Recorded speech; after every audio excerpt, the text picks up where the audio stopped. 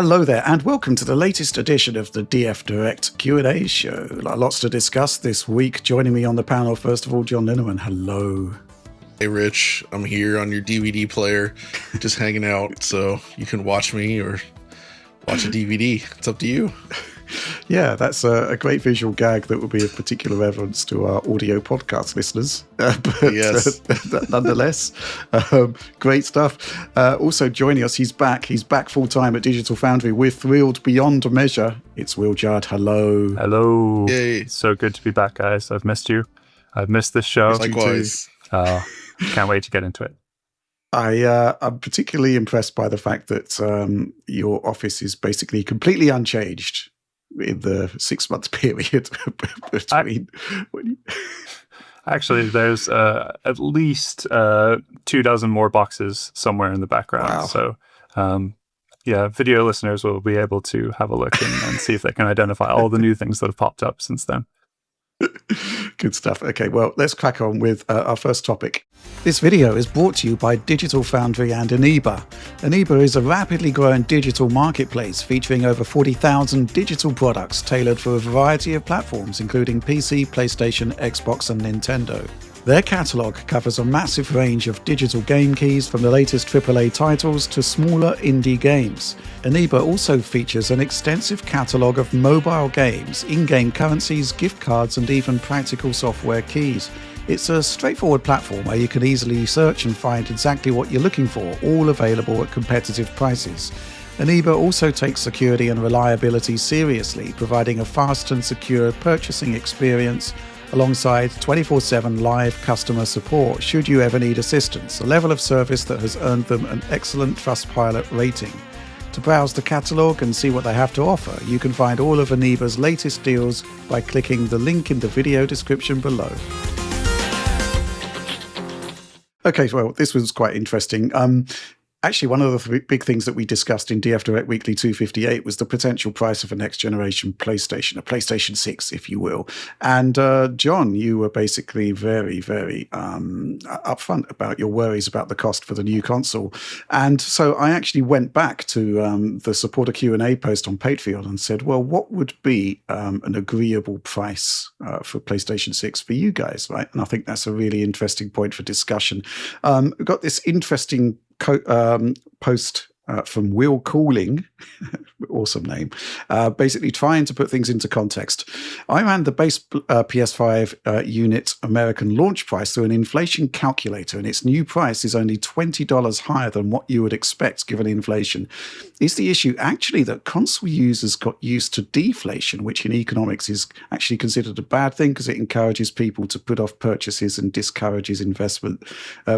Maybe it is, but it also encourages a lot of console sales, I think it's fair to say. Whilst we all want things to be cheaper, is moving to a situation where consoles don't decline in price actually a step we need to make to have a healthier ecosystem? Well, there's certainly adjustment taking place there, isn't there? But I'm going to just sort of read out some comments from supporters on how much they would actually pay for a PlayStation 6 here. James Jackson, it's hard for me to say what I would pay for a PS6. I'm generally happy with my PS5, but I play games on my Switch 2 and PC far more frequently. I definitely won't be buying a PS6 at launch, regardless of the price. But if we really do hit $1,000 for new console hardware, I'm probably done for the foreseeable future, or unless I get a more lucrative job. Connor J. Hello, Foundry Gents. In response to your question about PS6 pricing, as a lifelong console gamer who still has an Xbox, but recently got a console equivalent PC for $850, I think that price or higher would simply be too much for me or most people in a world with closed marketplaces and increasing reliance on digital media. If the rumors John mentioned previously are true and PS6 supports no physical media, I'm curious if Project Helix will end up the same. $700 for PS5 Pro was a little high for me, but I think day one new hardware at that price or lower would be at least a little more compelling. Tony Escobar gets straight to the point, $700 max. Yeah, that's what I like. That would certainly save me having to read out lots of stuff. Leator says, "Hey ho, DF team. I'm still not ready to leave consoles behind and will pre-order most likely both PS6 and Project Helix. While I still hope for a price point below €800, I'd be willing to pay up to 1K. But also, I think we're not pushing current gen hardware enough. Sometimes it seems like Switch 2 is the only hardware still surprising me." That's an interesting point. Retro Sean, "I think $700 to $800 for a good modern gaming experience is what I would pay for a new console. That's what I paid for a new graphics card the last few updates. To me, the value of a console is better support for TV and living room adjacent technologies." And the mighty Ethan, "Hey DF, exclamation point, to answer Rich's question about the PS6. Much to my chagrin, I must admit I'm one of those price insensitive enthusiasts who want the latest and greatest that analysts say are propping up the traditional game industry. Like Oliver. I would probably wince at any launch price over $600, but realistically, I'd probably buy one as long as it's less than $1,200. Oh my God. Assuming it looks to be a significant increase in capabilities over my PS5 Pro. Finally, Simon says, put your hands on your head. Simon actually says, "Hello, long-time watcher, many years, first-time subscriber and poster here. My budget for a console would be entirely dependent on its capabilities and performance. If the value is there, I'd be interested. I'm happy to save up for longer to purchase something more expensive but with more performance and features. That said, I would prefer under £700. Pre-components, rise economy. Now unrealistic." What do you make about that, John? Where would you ideally like to see a next-generation PlayStation land? I mean, bearing in mind the realities that we're facing at the moment. And this is a tricky one, Rich, and it got me thinking about the comment above from what's his name, Will Cooling. Yeah. And inflation, deflation, and all that. And I went back and looked at, okay, what other expensive consumer electronics are people buying? Obviously, phones are a big one, right? Yeah. Take this data point for what you will. But in 2007, the original iPhone had a $499 and a $599 model, right? Out of the gate, first generation. In 2026, Apple sells a $599 iPhone 17e, right? So they're still offering a phone in that sort of original, regardless of inflation, they're offering it in that same similar number category as the original iPhone. Which I think is actually very important to continue to offer products that remain within a certain window of affordability for the historical success of a product. Okay. And if the PlayStation jumps up significantly from where the PS5 launched, I think that's potentially a problem for adoption, essentially, because I do think the actual traditional console price window matters, and it has steadily increased somewhat, I would say, over the years. Obviously, there was an anomaly with, say, the PlayStation 3, with its $599, yeah, somewhat $499, $599 price, right? And then there was attempts like 3DO, which were way out of line with where the market was. And I think people do expect some price increases, but I feel like going above $499, having no console available for $499 or less, greatly limits the market. Right. And I think it just changes the equation for what people want, because I think consoles are probably a little less popular these days anyway. They still seem to be selling well, but I don't know, there's a lot of other forms of entertainment out there, and I feel like it's getting harder and harder for families to justify that kind of cost. But I mean, I don't have the numbers, so I don't know what it'll be. And obviously there's the reality of where prices are going that makes that very difficult to achieve. So, I mean, what do you think about that idea that, there should be a console available within a certain price point in order to find mass market success, or at least long term, the price should fall as it traditionally has. Yeah. In order to get that audience. I think in theory, it makes perfect sense, right? Because the cost of making these things is very, very expensive. It is can be primarily offset by certain ecosystem inputs like license fees on games, for example. That's traditionally how it's been done. But I think, as I said in 258, the thing that's changed now is that the concept is that you don't actually sell the console at a loss for a very, very long time. You actually break even, and then, it's kind of like all gravy, but that hasn't really been happening. So it's basically a question of whether it's going to be happening or not. I also think there's other pressures on Sony in particular, and to a certain degree Microsoft, where and you see it yourself with your boy, right, John? He's not particularly interested in consoles. He's more interested in PC. That's right. So there's what's happening now is that the people buying consoles for the most part are the same people that have bought them for the last 10, 20 years, which means that you've got a kind of a limit to your total addressable audience, which isn't particularly good thing to happen. I think maybe what Sony's doing with the handheld there potentially is going to change things a bit. But it's really, really tricky in terms of getting that price right and certainly paying for it. The inflation just from 2020 alone has been huge, as Will Cooling there points out. Yeah. And the other thing, of course, is that there have been moves to increase the prices of games, but generally it's still sort of $60 to $70 within that 5-year period. So there's inflation must be having a bit of an impact there as well. Well, I'm kind of curious where you sit on this. Yeah, I mean, it's a really tricky situation just because of the component cost increases, silicon costs going through the roof, and everything else. But I feel like the PS6 is gonna kind of move towards where the PS5 Pro is, where it's more of a specialist device. And if you have, say £700 or something to spare, then you probably wouldn't be completely averse to 800 or 900 or whatever it costs, right?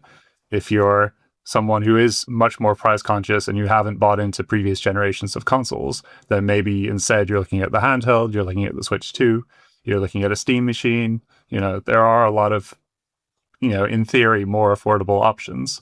But it might be the PS6, just by virtue of where the market is, has to become a more enthusiast device where, the addressable market is going to be a lot smaller. People are going to stay on the PS5, which is now, somewhat affordable, at least versus gaming PCs. So, maybe it's just kind of a reframing, and, Sony's other strategies will have to kind of counteract that difference in asking price for the mainstream device. Do you think there's any sort of chance that this handheld could also birth a Series S type device? I don't think so. I think the handheld silicon is kind of best suited to handheld, but there is definitely a pricing issue here. Yeah, for sure. I mean, you could see a situation where you can plug it into a TV like a Switch, and then it just kind of runs at a lower resolution target. Like, obviously Nintendo has proven that makes sense, but then you have to think about a lot of other situations about, now you need to have a separate controller for that or whatever. But yeah, it's really tricky. I don't think anyone, Microsoft, Nintendo, PC manufacturers, nobody's thinking, oh yeah, brilliant, this is our chance to really make inroads. Everyone's kind of thinking, okay, well, we just have to do the best we can with what we have. And I think, making lower cost devices is certainly one way forward. But, when the PS5 still feels like it's, in the middle of the generation and not kind of getting close to the end, maybe they say, the PS5 is still good and there will be a long cross-gen period again. So maybe you just need to stick with that for the foreseeable future. John, I mean, the concept of extending the life cycle of PlayStation 5 is kind of a given at this point, really, isn't it? Yeah, I would say so. And it really hits home. I was doing another side project recently and looking at a PlayStation 4 again. And I hooked up a PlayStation 4 and I realized this actually holds up really well in a way that the PlayStation 3 and 360 really don't. Yeah. And that it still feels suitably modern. I mean, there's parts of the UI that are a bit slow, but overall the experience is still quite good and it feels modern. That's going to go doubly true for PlayStation 5, making an upgrade even more difficult to sell. And this got me thinking about console gaming and what people are willing to pay. So think about it like this. Like, you mentioned publishers toying with game prices, right? And they're trying to increase it. And a lot of this comes down to game development costs are higher. They're taking longer to make. It's a more expensive process now. But is there a limit to this, right? Let's say you invest X amount of money and now you need to raise your price to, like, say, 90, $100. I feel like there's like this limit where, like, the majority of people that spend money to buy games are simply never going to be willing to spend that much money outside of very select games, right?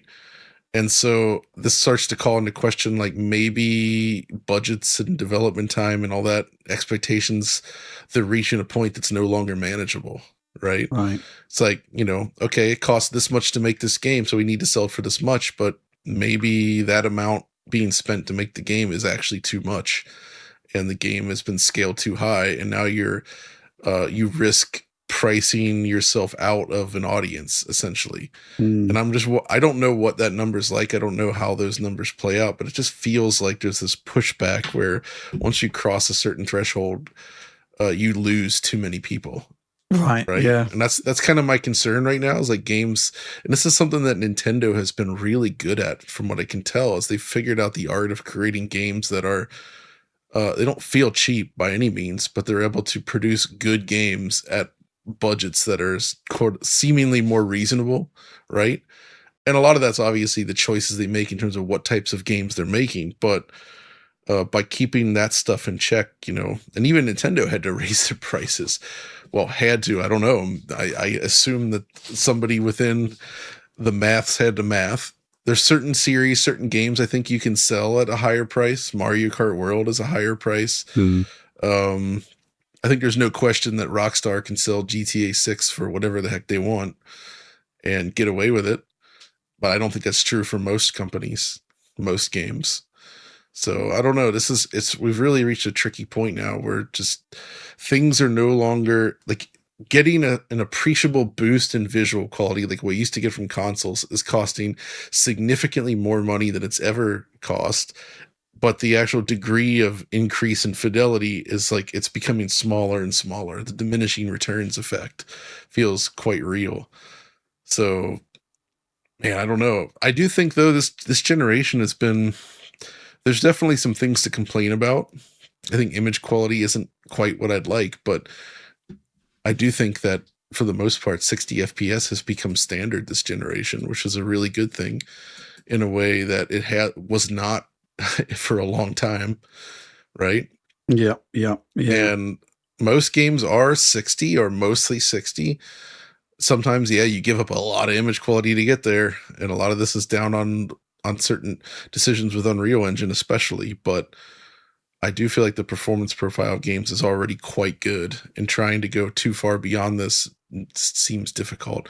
I don't know. It's like stream of consciousness thoughts here off the cuff. So if I get anything wrong or totally off base, I apologize. It's kind of what I'm thinking about processing right now. Yeah, it's a difficult one for sure, especially when you don't know what the proposition is. How are they going to sell Yeah, this to exactly. us? We don't know. We don't know yet. I think, there is a very good argument for keeping PlayStation 5 around for a really long time, because fundamentally the core issues of PS4 were very poor CPU and very, very poor storage. And if you look at the sort of balance of the PlayStation 5, it's a good machine. If it becomes a good sort of entry-level machine, so be it. But, the fundamentals are there. So the challenge then is basically, what do you do with, first of all, how do you price that machine? And secondly, what does the new one do that will make you want to upgrade? And that's going to be an interesting challenge for developers. One thing and Sony. I was thinking about, Rich, I guess, is like, I feel like if they can find a way to get the PS5 shrunken down further and get the price back down to a more reasonable amount, but then also bring in this handheld that can play PS5 class games, and then keep this as sort of like a baseline kind of hardware, and then the PS6 can be like an upper end experience kind of thing. I don't know. I've somewhere in there, I feel like there's an idea for a way to keep the market flowing well. Mm-hmm. Absolutely. I'm just going to ask Will, how much do you think a PlayStation 6 should cost? Should is a difficult word, isn't it? Yes. I think it should cost maybe 800. I think that seems. I know it's ridiculous, but I mean, even if you said 700, people would still say, "Oh, yeah, that's way too much." That's, if like your parent goes into a store and they see a price that says $700 on it, then at least for me, they're just going to be like, "Nah, sorry, this is not something you can have right now." So at that point, I really think that your addressable audience becomes more of that enthusiast crowd, and then whatever is reasonable for the performance you're getting is fine. I think if you get up to 1,000, then that's another kind of mental hurdle that people will have to get over, because then they think, well, I could get a gaming PC for that. And that might not even be true, but, kind of 4 figures is probably a hard limit for me. Oh, yeah. I mean, that's a lot of figures. I know it's too many figures, but I mean, what can you do, right? It's all the figures. Yeah. John, what do you think? How much would I pay? How much do you think it should cost? Oh, how much? Let's do I say think you're it should Mr. cost? Sony and you've got to price this thing, and you kind of want adoption, don't you? Where do you price it? Gosh, I mean, I don't know the cost of the components or what they're trying to do, so it's hard to say. But Yeah. I'd be afraid to go beyond something like $599 at this Yep. point. Mhm. I really wouldn't want to do that. Wow. I think they might have no choice this time, unfortunately, but I feel like that's where I would like to see it, at least.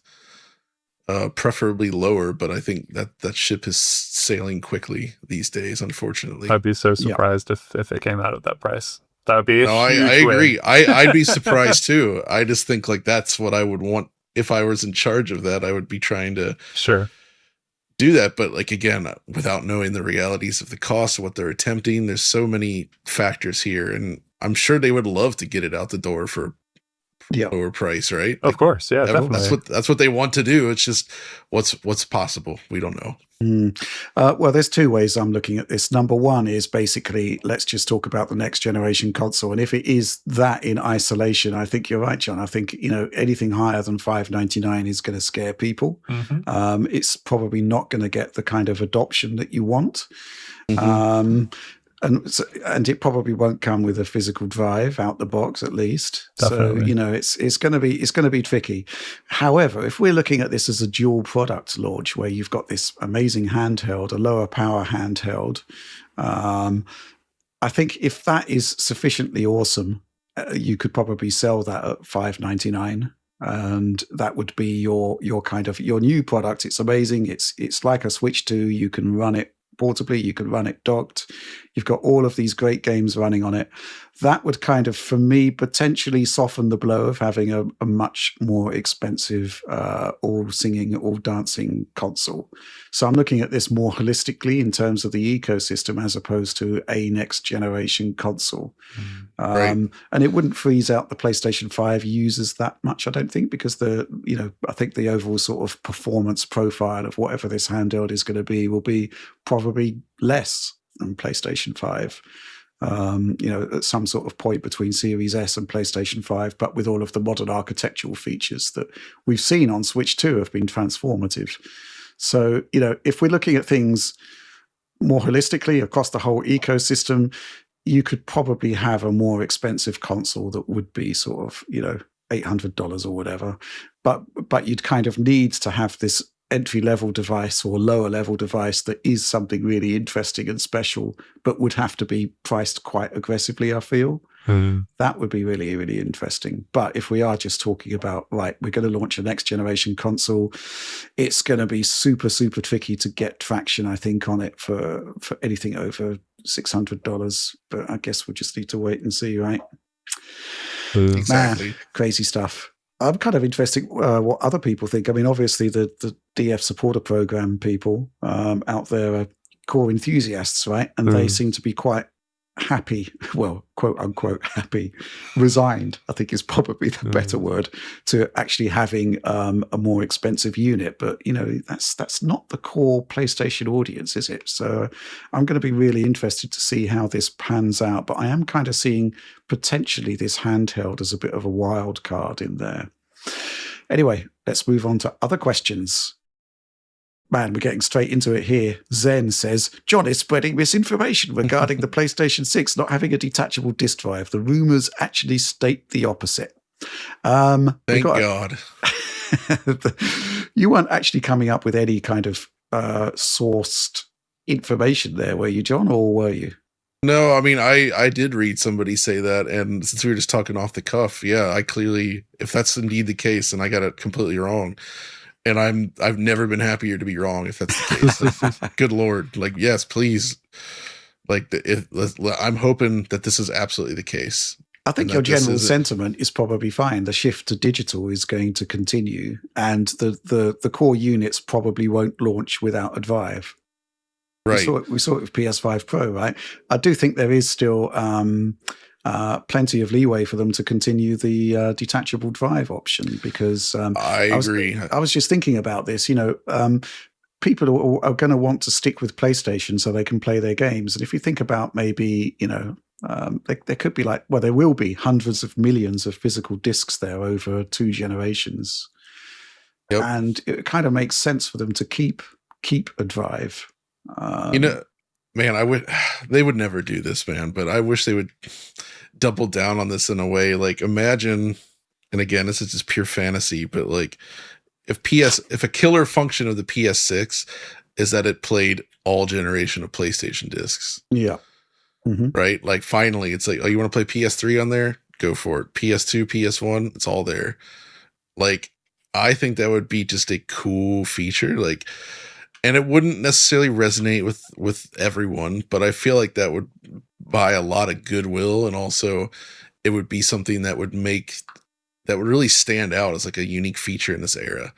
Like, just to have like the PlayStation 6 celebrates all generations of PlayStation kind of thing. I think that would be like a killer feature to talk about.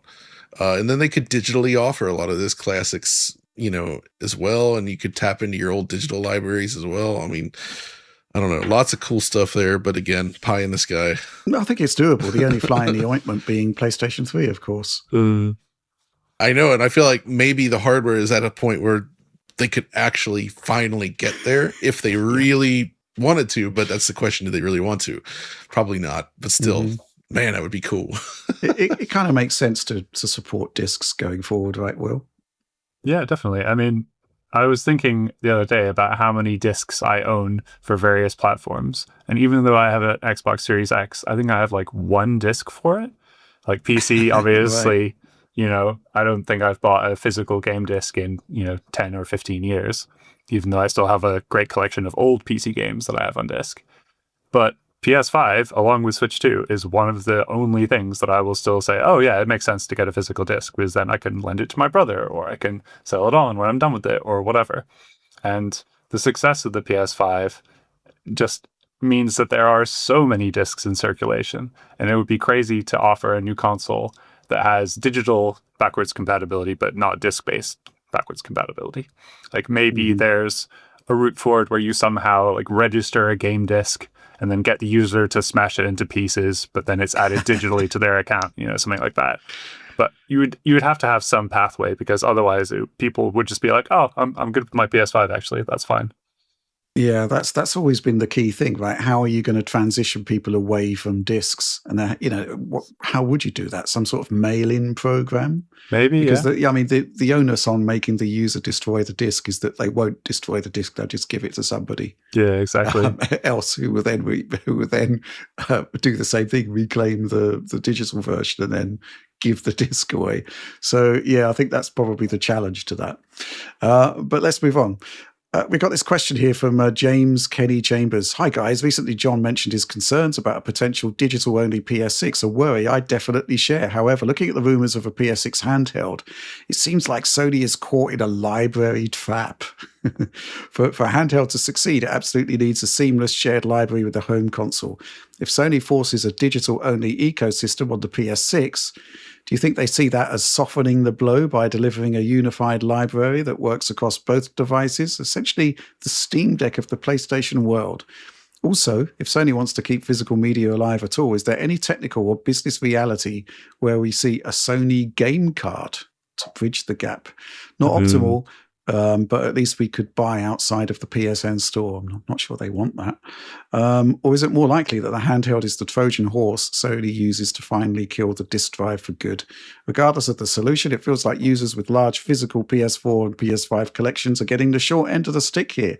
How does Sony move forward without completely alienating their most loyal physical collectors? I would have to imagine there has to be some kind of drive add-on, even if it's limited availability, expensive, or not as well integrated into the physical design. Maybe all of the above! Exclamation point.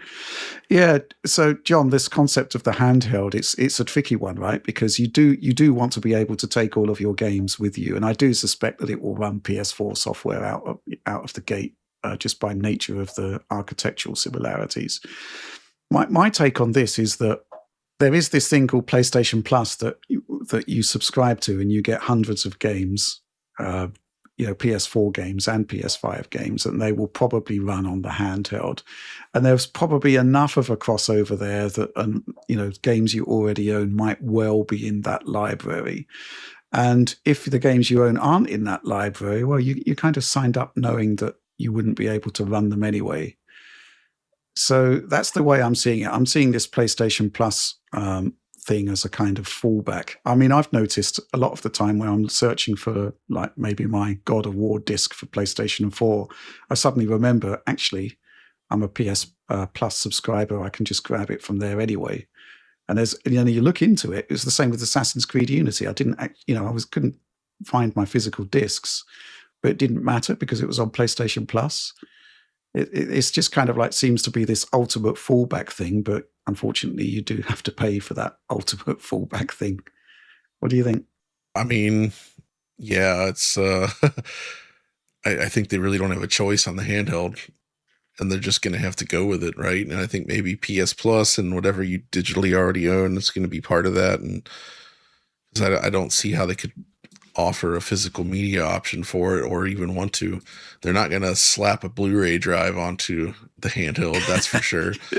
And I don't think they have any desire to get into either proprietary or non-proprietary solid state media, especially given what Nintendo's faced with their game cards. So, I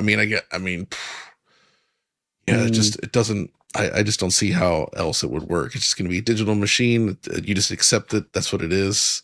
In the same way that they also offer, I guess there's the disk drive option, but I mean, the original PS5, you couldn't add a disk drive to that, as far as I know. Yeah, so they have offered a digital only solution, and the handheld is just going to be like that. And it sounds like they will hopefully continue to offer the disk drive as an optional purchase.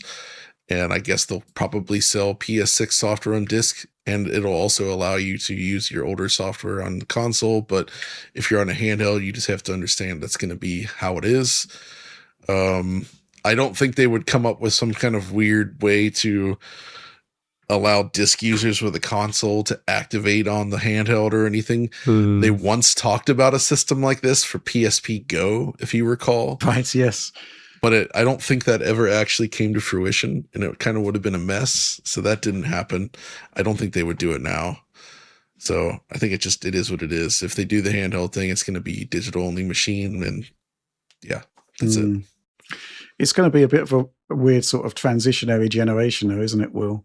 Yeah, totally. I mean, I think it's a unfortunate fact that, as much as it would be amazing to see a Blu-ray disc just spinning on the back of your PlayStation handheld, that it's just not going to work. There are definitely technical ways you could make it happen. Like you could have a little disc drive that it isn't like form fit to fit onto the PlayStation 6. It's just a little square, and you just plug it in via USB or something.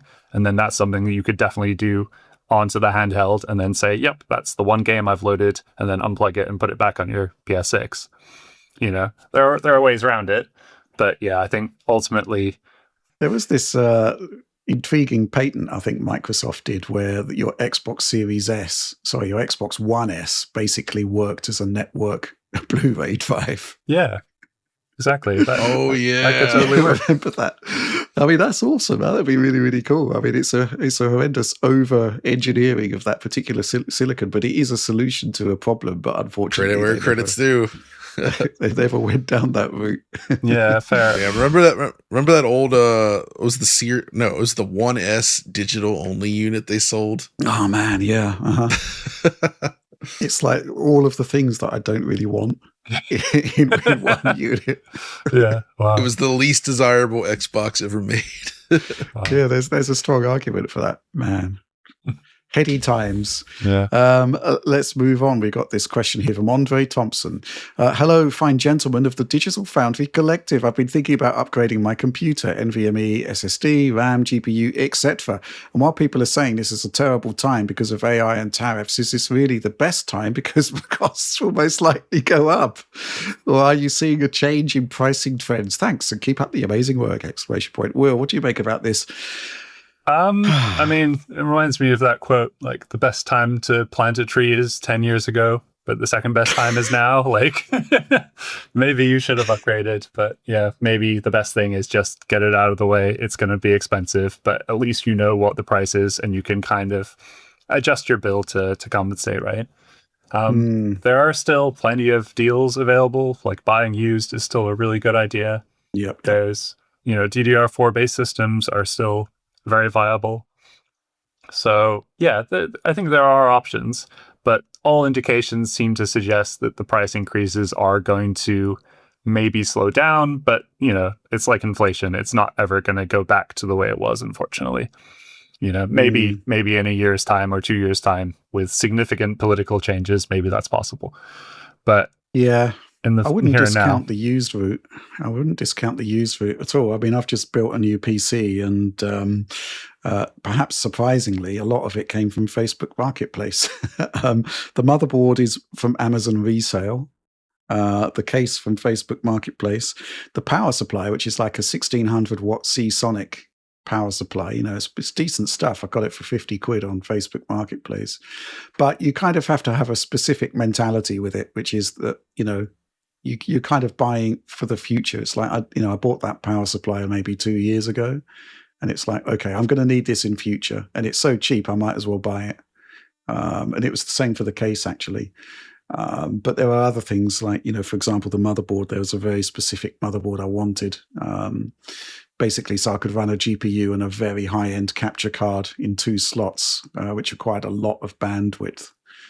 So I needed to get that specific motherboard, which I think is an Asus ProArt Creator Wi-Fi X67E. That's like a very, very expensive motherboard, but I got that from Amazon Resale for like 300 quid, which is pretty good for that board. But yeah, I mean, that's the luxury of the PC market, is that you actually do at least have options. Black Friday still actually seems to mean something. So there are deals to be had there. What do you think about this? Is the best time to buy now, John? It doesn't seem like it, does it? I mean, no, it doesn't really. It doesn't seem like it, but I mean, I wouldn't describe it as best, but yeah, I guess it's just, if you really need to upgrade your PC, I mean, I guess just kind of got to bite the bullet, right? Like, it depends on how much you need to upgrade. If you're like, well, I need to do this anyway, that you just may have to just go for it, see what you can do. Yeah. And we need the return of a Rhombus, like the RD RAM, I think XDR RAM. We need a new type of memory to come out of nowhere and blow everybody's socks off. Well, I mean, I'm still sticking with downloadable RAM, so maybe you can give that a try. Yeah. Oh yeah, they used to sell software where you could buy in a box to like double your RAM instantly for Windows 3.1. There is going to be the neural texture compression, where we've seen some crazy claims recently. I looked in, that seems really cool, but it does have a lot of limitations in terms of implementation on the development side, which could be annoying. But I do hope that there is an argument that software developers in general just got too used to having so much memory available and just kind of went nuts. And there's so much unoptimized software that just like ultra bloated, just uses so much more memory than is really necessary. And it's a bit, I would like to see that kind of stuff maybe cleaned up a little bit and just like see some more efficient use of memory. There's jokes about like Google Chrome requiring like a gigabyte for like a tab versus like, classic games that are running in with so little. Or I just looking at stuff like, I was like, I wonder if I can run Linux on a 486, and it's like, oh wait, you can still run certain distros on 486. Although I think that's going away soon. Like, it's just funny to think about modern stuff still targeting old hardware when a lot of the new stuff is just like so exorbitant with its RAM usage. So we could definitely stand to reduce that. But speaking of old stuff, maybe it's time for you to get into retro PC gaming instead. Mm-hmm. There's actually a lot of fun to be had there across many different generations. And if you're more into like the 2000, 2005 range, it's still pretty reasonable. Quite cheap actually to like jump in and build a fun machine, throw Windows XP on there, have a good old time. Windows XP, yeah, that's a fun old time for sure. Yeah, baby. Not Vista though. I was just no. Somebody actually posted an old video that Alex did, where he made the cardinal error of installing Windows Vista on his PC, and it turned out that it was massively CPU limiting the game. Which oh boy, which was quite amusing. We never saw that again, did we? I think there's one Windows Vista Alex video on the channel. Yeah. Okay, let's move on. We got this question here from Mr. Bespoke. Hello, DF crew! ! With the new Xbox Project Helix leaning more towards the PC side of things, do you think it's feasible for Xbox to make it more modular due to the prices of RAM, making it more easier, maybe slightly cheaper method to purchase by keeping all of the specs of the system intact like they did back in the 360 eras, but with the option for storage, but ship the new Xbox with 3 tiers like 8 gigabytes, 16 gigabytes of RAM rather than the slated 32 gigabytes, thus maybe opening the doors to add more like 128 gigabytes in the future when maybe the price bubble finally bursts.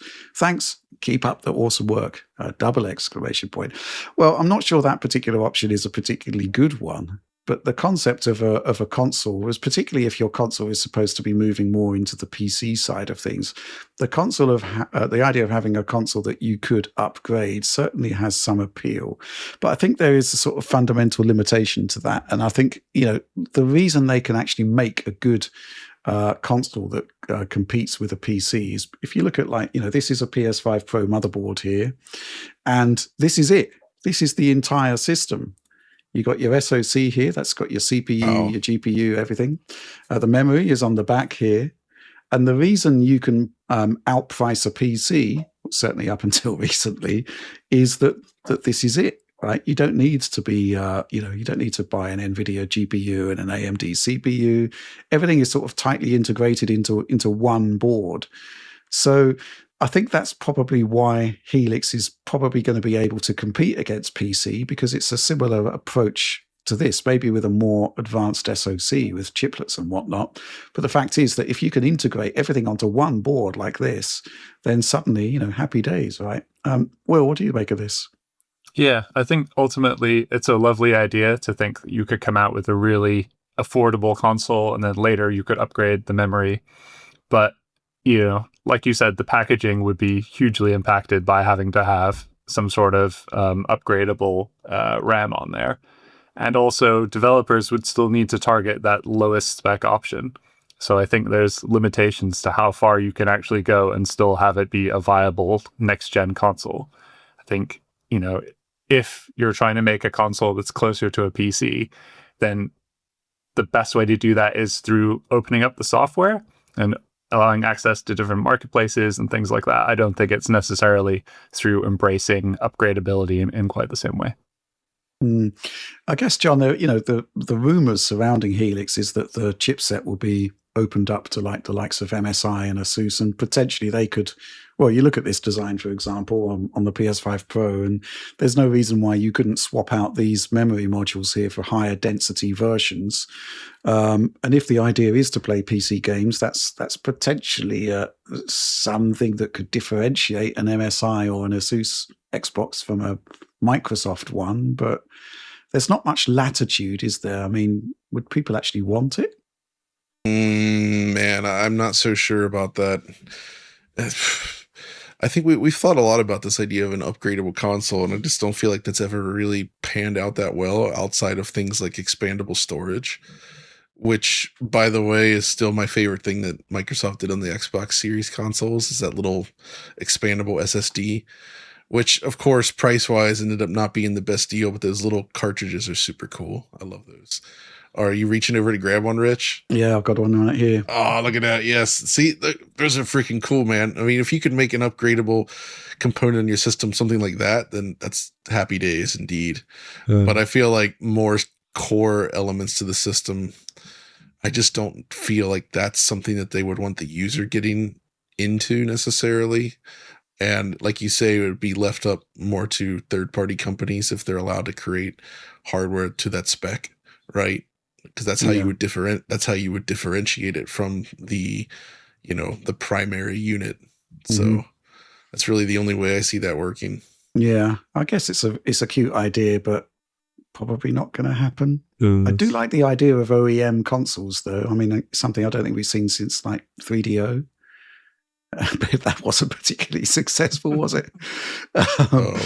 But, I think there's potential here. I've always thought that the new Xbox and whatever variants may or may not come from it will be addressing the PC market primarily, which is probably the best long-term play. And maybe there is scope for something interesting to happen there. Guess we just need to wait and see. Okay, let's move on to the final question. And it's a question that is probably going to annoy Oliver. It's from Teasing Hilarity. Hail again, Digital Foundry man, exclamation point.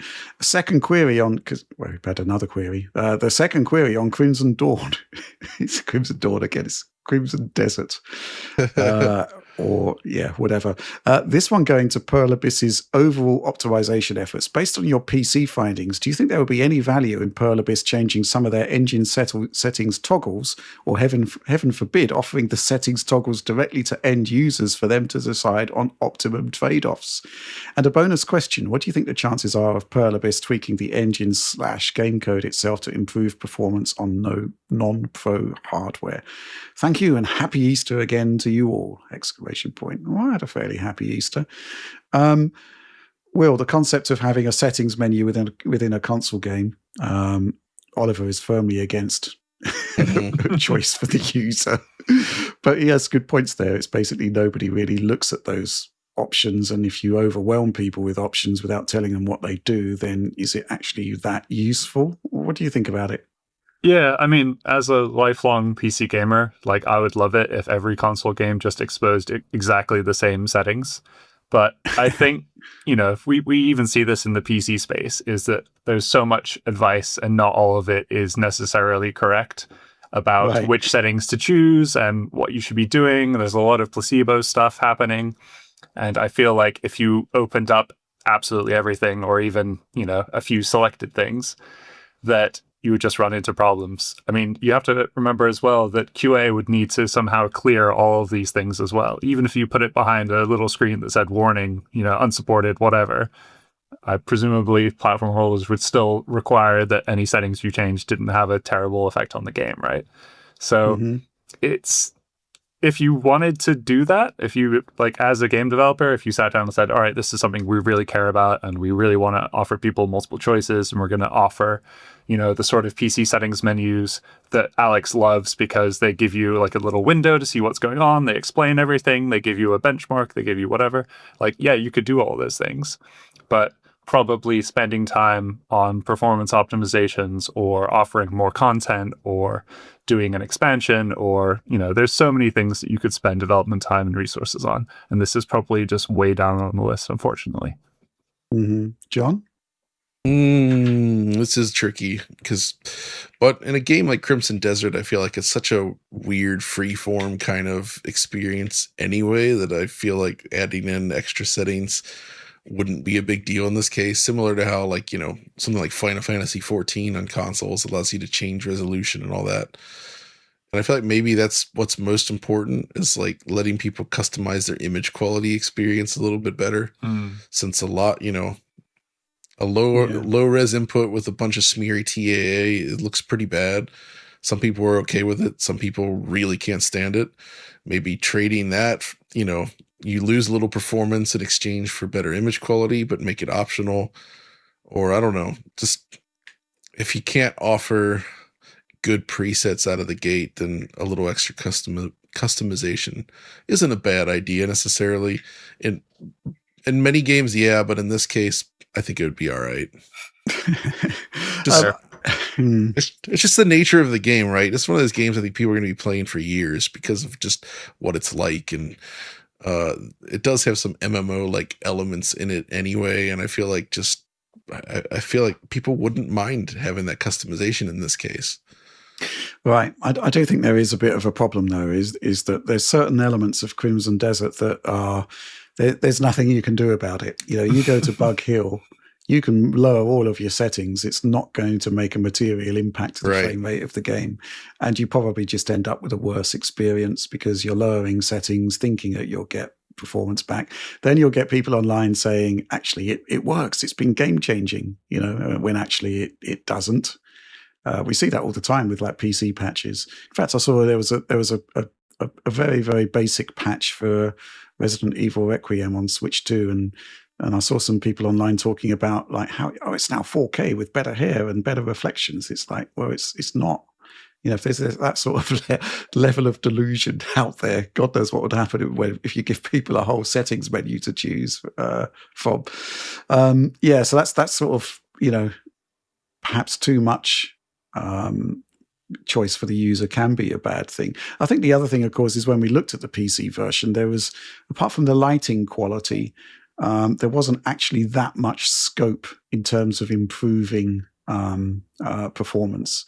There was like a sort of 15% delta between our optimized settings and cinematic, which it's significant, but it's not game changing. So would it actually be that useful to a console user? I don't know. Just please don't put it on the Series S version because it would probably crash. I think is the takeaway there. Poor Series S. Yeah, I'll be interested to see what they come up with next. But they do seem to be adding more options to the game. We had the PSSR pass, native AA pass, added to the quality mode, happening over the weekend, which was quite interesting, and kind of continues Pearl Abyss's sort of track record of just like, okay, the users want this, let's give it to them, and in short order. I think that extends from their MMO background, right? Because they've been updating Black Desert for like years, like pretty much every week, new updates, constantly tweaking it. And they're kind of applying that same sort of process to this game as well. They're just constantly updating it. And that's just like, that's the pipeline of the studio, right? Mm-hmm. And it's interesting how open they are to this stuff, possibly a little reckless at times, but they're just like going for it. They see what users are saying, like, all right, let's try this. Let's do it. They throw it in and they just go. And I think that's kind of fun to see because it's very unusual in the console space. Absolutely, yeah. Okay, well, that was the final question of this particular show. So please do like, subscribe, share on the off chance you enjoyed it. And please do consider supporting us, patreon.com/Digital Foundry. This will give you the right to pose your questions to us for this particular show and for comments within DF Direct Weekly, of course. But just want to say it's Will. Awesome to have you back. Thanks for joining us on this one. Yeah. Thank you so much for having me. It's been a blast. I'm really looking forward to seeing what we can do with the website now we've got Will back. It's going to be awesome. But that's it for now. Thanks for watching. And I guess we'll see you next week.